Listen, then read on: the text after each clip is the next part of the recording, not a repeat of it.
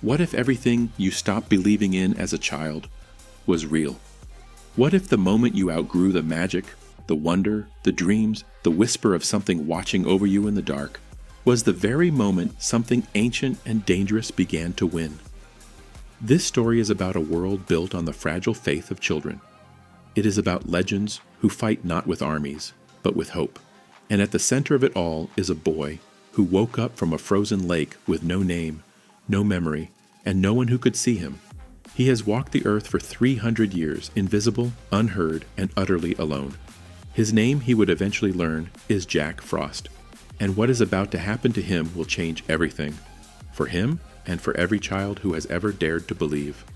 The film opens in darkness, beneath the surface of a frozen pond. A young man tears through the ice and gasps into the winter air, dizzy and confused. He looks around at the snow-covered forest, at his own pale hands, at the wooden staff in his grip, and he remembers nothing. A pale light reaches down from above, the moon, and in the stillness, a single name drifts toward him like breath on cold air. My name is Jack Frost. Jack Frost. That is all he is given. No explanation, no purpose, just a name and a world that cannot see him. 300 years pass. Jack becomes a restless, mischievous spirit of winter, swooping through towns on gusts of wind and gifting children with unexpected snow days. He frosts window panes into art. He turns ponds into skating rinks. He is joyful and playful and utterly heartbroken. Who's Jack Frost? No one, honey. It's just an expression. Because not a single child can see him, hear him, or know he exists. He is not believed in, and in this world, belief is everything. Far away at the North Pole, an ancient force is stirring. The man in the moon, silent keeper of the world's wonder, sends a signal into the night sky, summoning the Guardians. Nicholas Street North, the sword-wielding, tattooed, larger-than-life spirit known to children as Santa Claus, receives the call first. Something is coming. Something dark. The bogeyman, pitch black, the king of nightmares, is rising again after centuries of dormancy, and this time he intends to do more than frighten children in the dark. North summons the others. E. Esther Bunnymund, the sharp-tongued, boomerang-hurling Easter Bunny who speaks in an Australian drawl and takes his craft very seriously.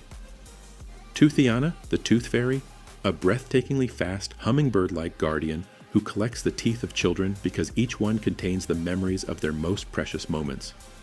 And Sandman, the round, golden, wordless dreamer who weaves sleeping visions for children every night without fail. But the man in the moon has also selected someone new, someone unexpected. A name appears among the chosen, Jack Frost. Jack Frost? Jack Frost? He doesn't care about children. The Guardians are stunned. Jack is wild, unruly. He has never shown interest in protecting anyone, and he has never once been believed in. How can someone protect the wonder of children when no child even knows he exists? Jack is snatched up by North's enormous magical sacks and delivered, rather ungracefully, to the North Pole. Now, you are Guardian! When he is told he has been chosen, his reaction is not gratitude, it is suspicion. What makes you think I want to be a guardian? You think we picked? No, you were chosen, like we were all chosen. By men and moon. He wants answers the Guardians cannot give him. Why was he chosen? What is his purpose? What does the man in the moon want from him? The Guardians cannot say, and Jack, raw with 3 centuries of loneliness, refuses to commit to anything he does not understand. Before the argument can go further, an alarm sounds. We have a problem, mate. Trouble at the Tooth Palace. Pitch Black has attacked Toothiana's palace, an enormous, shimmering structure filled with tiny humming fairies who collect children's teeth from around the globe. By the time the Guardians arrive, it is already too late. The fairies have been captured, the collected teeth, thousands of small boxes containing the crystallized memories of children, have been stolen. Without those memories, children will begin to lose their connection to something they cannot name, a sense of being cared for, of magic being real. Tooth is devastated. Without her fairies collecting teeth, children will stop believing in her. And if they stop believing, she will fade. This is Pitch's strategy.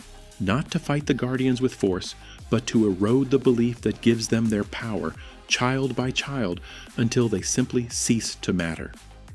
Jack watches the Guardians rally, and something shifts in him. He may not understand his purpose yet, but he knows what it feels like to be forgotten. He agrees to help. Jack, if you help us, we will get you your memories.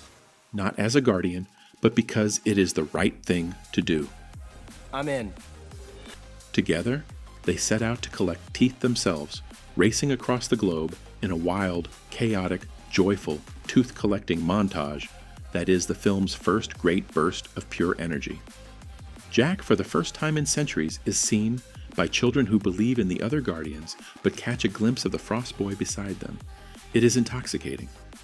The Guardians are fracturing. Bunnymun's faith is shaken. The global spread of nightmare energy is accelerating. Sandman, the only one who never spoke but whose golden dreams were the world's most reliable comfort, is struck down by Pitch in a devastating ambush, his dream sand twisted into dark nightmare dust that spreads across the sky. Children across the world begin to have nightmares. They stop believing entirely, and with each lost believer, the Guardians grow weaker, less visible, less real. Easter is approaching. We can still turn this around. Easter is tomorrow. Bunnymun's most important day, the culmination of an entire year of careful craftsmanship. 10 million hidden eggs ready to be found by children in the morning light. But Pitch is always 3 steps ahead. He approaches Jack alone with something he knows Jack cannot resist. Answers. He hints that the box of Jack's own teeth, his own forgotten memories, holds the secret of who Jack was before the pond, before the frost, before the 300 years of invisibility. And then he uses that curiosity as a weapon. While Jack is distracted in Pitch's lair, Pitch's nightmare horses destroy everything. Every egg, every tunnel, every careful stroke of color. When the children wake to find nothing, the damage is swift and brutal. One by one, they stop believing. Jack is flooded with guilt. He left. He was manipulated. He helped Pitch win without even knowing it. Jack retreats to Antarctica, furious and ashamed, dragging his staff into the ice. Pitch follows him there, not to fight, but to offer an alliance. Jack refuses, and Pitch, enraged, shatters the staff and hurls Jack into a crevasse, leaving him buried under ice with the one thing that still matters to him, the box of his own teeth, his own lost memories, just out of reach. But then something shifts. The tooth box opens, and Jack Frost remembers. He sees himself as he was, a human boy, a teenage boy, on a frozen lake with his younger sister. She is terrified. The ice beneath her is cracking, and he makes her laugh. He spins a game out of thin air, a silly little game to distract her, to move her safely to the shore. And in doing so, he falls through himself. That is how he died. That is how he became Jack Frost. He gave his life for his sister's joy, and the man in the moon gave him a second life to keep doing exactly that, bringing joy to children, protecting them, even if they never knew his name. Jack erupts from the ice, staff repaired by sheer will, and races back to find the Guardians cornered in a single town, where one boy named Jamie still believes. He is the last light in a darkening world. Jack arrives and does what he has always done. He plays. He creates. He brings wonder to the one child who can still see it, and that wonder spreads, child to child, a spark catching on dry wood. Pitch brings everything he has. His nightmare army pours into the streets of Burgess, enormous dark horses made of fear and shadow. But the children stand firm, led by Jamie, who looks at Pitch and says quietly, calmly, that he is not afraid. The nightmares dissolve at the sound of belief. Sandman erupts from the shadows, reformed and golden and furious and wonderful. The Guardians are restored. Pitch is dragged back into the darkness by his own nightmare creatures, undone not by force, but by the simple, stubborn refusal of children to be afraid. And Jack Frost is officially, joyfully sworn in as a guardian of fun, at last. The moon watches. Jack Frost finally understands why he woke up beneath the ice all those years ago. And that is the story of the Guardians.